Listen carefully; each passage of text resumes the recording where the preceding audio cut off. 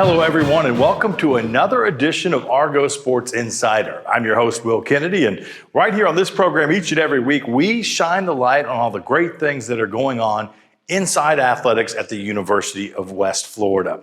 We're going to start this program off with the nationally ranked UWF swimming and diving team, and we'll take a dip into the pool. Swimming and diving had a busy weekend up in Atlanta.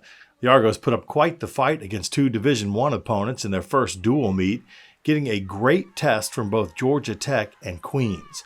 UWF was competitive in several relays and on the 1-meter board, but we came up short in the points against both opponents. The 6th-ranked Argos then turned around and split a dual meet against 14th-ranked Delta State and Emory. UWF dominated the Statesmen and kept it really tight with the D1 Eagles. Brooke Samilla touched first in the 200 breaststroke. Stephanie Marquardt won the 100 fly. Shanna Dillon led an Argo sweep in the 400 IM, and it was Michelle Mejia finishing first on the 1-meter board in the diving. The Argos are back in action this weekend, traveling to New Orleans for a meet at Tulane. Women's basketball is riding an 8-game winning streak into this week's action, and the Argos continue to climb their way up the Gulf South Conference standings. The Argos picked up 2 more wins last week, taking advantage of some home court cooking. The defense was on display in a 51-40 win over Delta State. Haley Luttrell led the Argos with 12 points, and UWF held Delta to just 25% shooting from the field. Jacqueline Jarnett pulled down a game-high 17 rebounds. It was a revenge game on Saturday against Mississippi College. Jarnett led the way with 17 points. Zoe Pillar hit for 16 while grabbing a career-high 19 boards, and Mariah Taylor chipped in with 15. The Argos made this matchup look easy, avenging that earlier loss to the Choctaws with a 75-51 final. The Argos are now 13-5 overall and 13-3 in GSC play. Super proud of our team and just the way we're approaching our season at this point. You know, the month of January and into February can be really tough months. And I think our team has handled the transition from going from Christmas break into the start of the spring semester with classes starting back, new assignments, hard scheduling with basketball, and being able to balance all of those things that happen in January coming off of a break where it's a little bit more relaxed. I think we're playing really good basketball right now. I think we're getting a good team effort. We've got a lot of players that are really stepping up and have some great stat lines for us right now. And it's not the usual suspects, you know. We know that Jacqueline and Zoe have been carrying us for the majority of the season, but we've got players like Mariah and Jaden and Haley and Maddie that are stepping in to really play some big minutes and give us a lot of quality playing time when they're on the floor. It's taking a team effort right now. This is the time of year where teams are seeing injuries and nagging injuries and illnesses and those kind of things. And our team is like all the others. We're seeing those things as well right now. So to have a bench that can come in and give us some significant minutes and give us some great productivity really says a lot about our players, their preparation, their focus, their attitude towards approaching each day and starring in their role on our team. Well, I think our team is, we're making strides. Early in the season, we found ways to lose. That was the kind of gist. We weren't really gelling. Our team chemistry hadn't unfolded. Players who were getting playing time with us had not experienced some playing experiences at their other institutions in the years prior to coming here. And so it was an adjustment for a lot of our players. And now I think they've opened to the book to what they really can accomplish here. And so now we're finding ways to win. And so although there's times in the games where we don't play as solid, or maybe it gets a little sloppy, we found ways to really pull things together and find ways to win. And again, that's a testament to our players and them finding a different way, having a different mentality, having a different attitude when it comes to adversity in game situations. Sometimes I think being on the road is an advantage for basketball teams, especially during this hard stretch of time. We get to control their sleep patterns. We get to control their eating. We get to control some study issues. And so although they may be missing class and although they're really focused on travel and getting and playing hard games on other teams' tough, home courts, sometimes it's to our advantage as a coaching staff and as a team to have our players on the road because of that kind of control factor. We know they're getting adequate rest. We know they're eating well. We know they're focused on games. And then, we trust that they're taking care of the academics while they're gone. I think one of the best things about UWF is that we have a great departments here with great professors that are student athlete friendly. That they know when our student athletes are going on the road that they still are working academically. They're turning in work, they're making up assignments, they're watching assignments, they're watching lectures online. And so our professors trust that our athletes are getting things done even when they're away from campus. I don't know if that happens everywhere. I know that we have a great support system here at West Florida when it comes to our students really being students and athletes together. Yeah, so originally I went to Georgia State, played there for 3 years. We had a bit of a coaching change, so I decided to get into the portal and ended up getting a call from Coach Yelton to come on a visit, and that's what brought me down here. I visited the place, and it was amazing. I was actually blown away. I wasn't expecting it to be anything like it is right now, and it's the best decision I've ever made to come to this school. I mean, she's a great coach. We have great staff, great players. She brought in 9 people, and that's very hard to do, to expect us to come in and get along. And that's a risk, but we came in and you thought we would have known each other our whole lives. So it's been a great journey for me.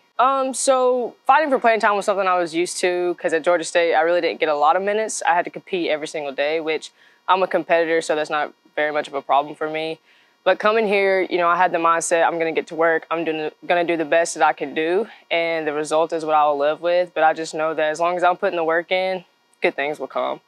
We faced a lot of adversity from the start of the season to now, and just like I said, the girls are amazing. We came in together, and you would have thought we've known each other our entire lives, and we work well together.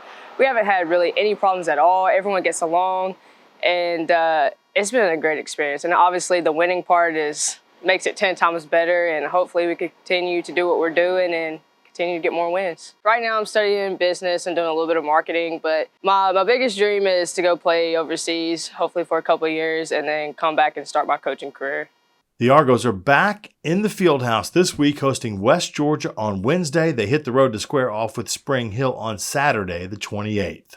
The UWF men's basketball team picked up 2 big GSC wins last week in the Fieldhouse. The Argos battled right down to the wire with Delta State first. Del Matthews paced the attack with 23 points and 10 rebounds, Latrell Tate adding 11, Jared Dehart 10, and the Argos won their second straight game by a 69-62 count. The boys came right back on Saturday with a win over Mississippi College by that exact same score. Daniel Sofield found his shot in a big way, scoring a team-high 24 points with 4 three-pointers made. Dehart went for 18 in the victory, nailing 5 of 6 from behind the arc. Coach Jeff Burkhammer's squad is now 10-10 on the season with a 6-10 mark in conference play. Well, normally I'd say yes, it's a good time to have a break, but because we're playing pretty well right now, kind of got rolling a little bit, I wish we would continue to play. But it is a good time to maybe rest some guys, get some guys healed up, maybe add a few things here or there, really work on some stuff that maybe we haven't had a chance to work on in practices because of lack of time. But it is a time that we'll try to take advantage of, whether it be on the floor or out recruiting, and just do a good job of that week and a half, and then be prepared when we come back. Well, I think the biggest thing at both those games is both of those guys, both those teams had really good post players. A little bit different types of post players. Cartwright was a guy that would back you down and get you into the post, where Smith was a kid that starts in the post, stays in the post. But we trapped them and did a good job of getting the ball out of their best players' hands and making other players take shots. We ran pretty good at three-point shooters and didn't give up a lot of open looks. So I thought our defense really swarmed and did a good job of taking away maybe a couple of the better players on those teams. And then offensively, we've started making shots, and that's been the big thing. Is we've got great shots all year, and now we've got more than one guy making it in the game. The other night with Jared and Danny really shooting the ball well, that helps your offense. Maybe the two hottest teams in the league coming in. They've won 6 straight. We won 3 straight. But they've got a good team. Zavatakis is their leader. Obviously, he's been there for a while. He's been an all-league player. He's a guy that's going to take big shots, wants to take big shots. He hurts you in a variety of ways. He shoots it, he drives it. He'll sneak in there and get an offensive rebound, put back. But just a good player. And Zadie Jackson's coming off being player of the week this past week and played really, really well, put up big numbers last couple of games. Very good point guard, big, strong point guard that can get to the rim and make shots. So those two guys are their leaders, but they've got a pretty good balance and a pretty good team where they move the ball well. They run a lot of sets, a lot of different things. And they play hard defensively. So it'll be a good challenge. We were in the game up there right to the end, and they made some plays down the stretch, and we'll hopefully make those plays when they come here. Well, I think it's the same thing we've been talking about. We've got to shoot the ball well and have more than 1 or 2 guys play well offensively, make open shots, and continue to rebound the ball pretty well, and then try to carry out what we're trying to do defensively, whether we're trapping, whether we're playing zone, man, pressing, and just make it hard for them. They run a lot of stuff, so this is a game that mentally we got to have great focus. We got to know how we're playing certain guys, making sure Zavatakis doesn't have a great game or Jackson doesn't have a great game. We're going to try to make some other guys see if they can have great games. But it'll be a challenge. It'll be a good challenge. They're right there at the top of the league. They're playing for a league title, and we're fighting like crazy to play for the tournament. So I think it'll be a good competitive game. I think our guys are excited about playing. Yeah, we've been, even the games we've lost recently, we've been playing better basketball. Finally got over the hump, got back on a winning streak here, and coach still drawing up good sets. Guys are playing well. Making shots makes things a lot easier. Yeah, so transition more to like a true point, just kind of facilitating, trying to get the ball to Trell, Dan, and Dell inside, and they've done a good job finding me the past few games, and luckily hit some shots. Getting the NBA, something in business, I don't know, maybe owning some sort of gym or training facility at some point, maybe. Yeah, I've kind of started it a little bit. Started in high school, actually. My sophomore, junior year, math teacher had a couple kids. She wanted me to, help train and work out, and it kind of just grew from there. So, yeah, I've also coached 2 summers, girls AAU, so kind of maybe getting coaching eventually. So I just like teaching basketball, like the kids. Men's basketball also back on the home court on Wednesday, hosting West Georgia. That's a look at the winter sports, basketball and swimming and diving. We'll have previews for our spring sports, baseball, softball, tennis, and golf coming your way in the next few weeks. We do have to celebrate. We've got to brag on our student athletes a little bit and the fantastic things that they are doing in the classroom. We had 9 Argos, 9 student athletes named to the Gulf South Conference Fall All-Academic Team, and 113 Argos that made the honor roll for the Gulf South Conference. That means they had a 3.0 cumulative grade point average or higher. So congratulations to all our student athletes. That'll do it for this episode of Argo Sports Insider. As always, goargos.com is the place on our webpage and our home to get all the latest news and notes and information, your schedules, dive into the box scores if that's your thing a little bit. And the Argo Armada app has links to all our teams, their social media, some great benefits for Argo Nation as well. And we encourage you to follow us on social media, on those phones and those tablets. Always look for Go Argos, but then spread out into all our different sports. That'll do it for us. We'll see you next time. And as always, Go Argos.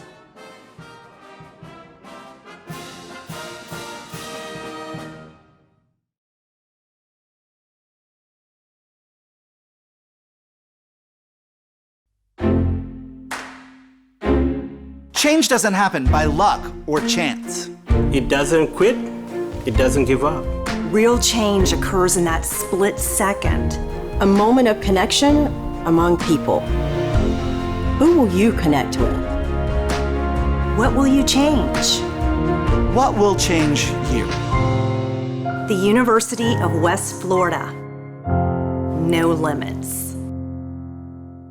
What does Argo Spirit look like? At Penn Air Federal Credit Union, it's being a proud sponsor of UWF Education, the Alumni Association, athletics, Penn Air Field, and having a spirit of communerosity. Learn more at pennair.org/aboutus.